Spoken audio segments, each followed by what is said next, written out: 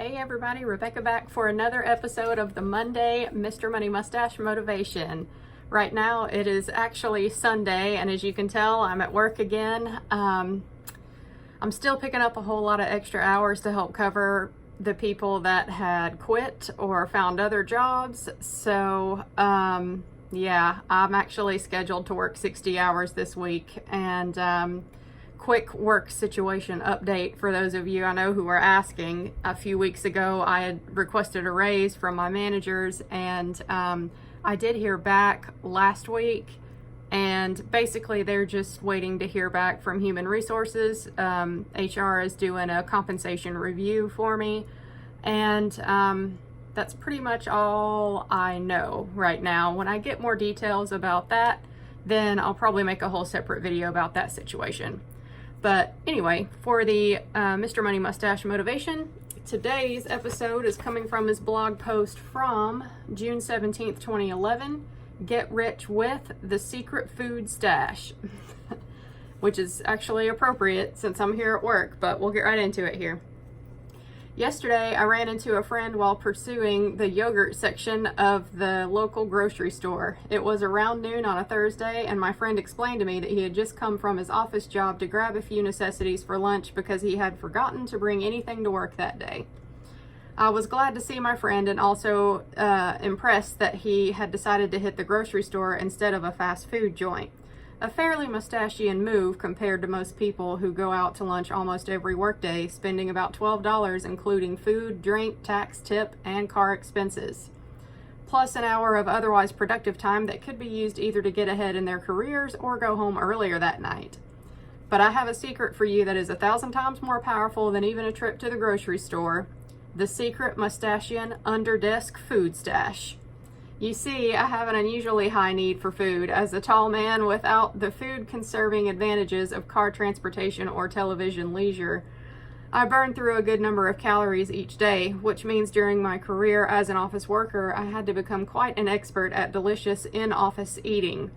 Each day I had to plan for a good second breakfast, mid-morning snack, lunch, afternoon snack, and pre-biking home snack. Sounds like a hobbit. The solution I found was keeping a permanently stocked fridge hidden under my desk. So here is how it works. You get a nice little bar fridge from your own basement, from a friend, or from Craigslist. Stock the fridge with a loaf of whole wheat bread, natural peanut butter, a jar of good jam, some bananas, apples, carrots, cucumbers, any other snacking vegetables, almonds, hot sauce, cheddar cheese, nice yogurt, and even some beer for when you work late with the coworkers. If only. Also bring your own plate, cup, and cutlery. Each Monday when you begin the work week, bring in groceries to restock it as needed. If you ever forget this step, there are enough long-lasting items in there to allow you to improvise a lunch to get you through until restocking. And pow, you are suddenly on the career fast track. You are always in a good mood at work because your mind and body are constantly kept in perfect running order with the utmost in nutrition. You have freed an hour of each day to work smarter, and the $12 of savings per day will compound to about $45,000 over your 10-year career. That's a lot of money, folks. That's why everybody in this financial YouTube community says, bring your lunch to work. It would be even more over an even longer career, but you will get to retire and move on to eating from your real fridge at home as I do. I donated my own office worker fridge to a friend in need, and I hope it is now contributing to someone else's early retirement. What will you keep in your own secret food stash? Let me know down below if you decide to do this, if that's an option for you. Unfortunately for me, working in healthcare like I do, the Joint Commission generally does not smile upon having your own under-desk refrigerator situation. So there is a fridge in the work break room, but honestly, if I brought snacks and healthy things to keep in there, my coworkers who also work here and share the refrigerator would end up eating it. So that said, however, I do bring my lunch every single day. I do not go out to eat for fast food, hardly ever. Y'all know this. I share my budgets with you on this channel.